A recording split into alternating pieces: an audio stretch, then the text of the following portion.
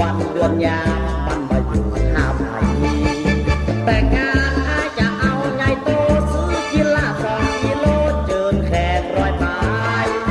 เราสองขวดกันตามสบายถ้าบาพอใจต้มไก่แฮม2 ตัวนอเอาแต่งงานกันนอจะคือแม่พ่อไปขอทุนหัวมาสุภาพตัวเป็นเมียเป็นผัวน้องขอต้องกลัวว่าไอ้จะหามาจริง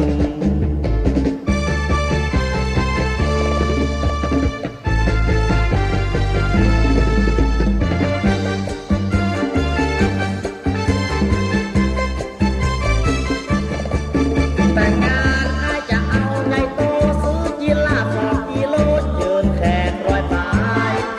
เราสองขวดกันตามสบายถ้าบาพอใจต้มไก่แฮม2 ตัว